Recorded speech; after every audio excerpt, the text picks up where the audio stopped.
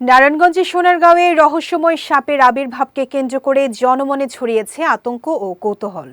প্রতিদিন নির্দিষ্ট সময়ে একটি স্থানে সাপটির দেখা মিলছে, এমন দাবিতে ভিড় করছেন শত শত মানুষ। বিস্তারিত জানাচ্ছেন স্টাফ রিপোর্টার অনিক ইসলাম। নারায়ণগঞ্জের সোনারগাঁও উপজেলার জামপুর ইউনিয়নের বেলাবো গ্রাম। এখানেই দেখা মিলেছে এক রহস্যময় ও অদ্ভুত সাপের। স্থানীয়দের দাবি, প্রতিদিন সকাল 11টা থেকে দুপুর 2টার মধ্যে নির্দিষ্ট একটি স্থানে সাপটি বেরিয়ে আসে এবং কিছুক্ষণ পর আবার অদৃশ্য হয়ে যায়। আর এই খবর ছড়িয়ে পড়তেই দূর দূরান্ত থেকে শত শত মানুষ ভিড় করছেন সাপটি এক নজর দেখার আশায়। অনেকে বলছেন সাপটি বিভিন্ন সময় বিভিন্ন রং ধারণ করে। কারো ধারণা এটি সাধারণ সাপ নয়, এটি জিন জাতীয় কিছু। আবার কেউ বলছেন এটি হিন্দুদের দেবী মা মনসার প্রতীক।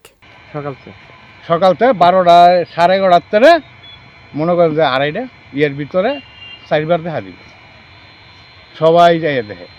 দেখছি গাধাতে বাইরে হয়েছে, অনেকে কারো কোনো ক্ষতি করে না।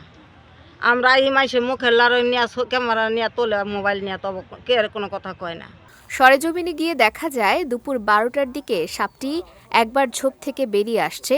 তখন কাছ থেকে ভিডিও ধারণ করতে গেলেও সাপটি কারো কোনো ক্ষতি করেনি। এদিকে সাপটিকে ঘিরে তৈরি হয়েছে নানা বিশ্বাস আর আচার।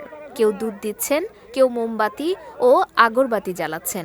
নিজ নিজ মনোবাসনা পূরণের আশায় অনেকেই মানত করছেন। মা আমাকে আবাস দিছে এবং আমিও দর্শন করার জন্য আমার গৃহে মা আবির্ভূত হয়েছিল। আমার মেয়ের জামার মধ্যে বলছে এখানে আমার উত্তপ্ত না করে, আমি তোকে কোনো ক্ষতি করব না, আমার সেবা দিবি, আমার কোনো তোর অসুখ বিসুখ যাই বিপদ আর তোরা পড়িস না কেন, তোরা আমার স্মরণ করলে আমিও তোকে স্মরণে রাখবো।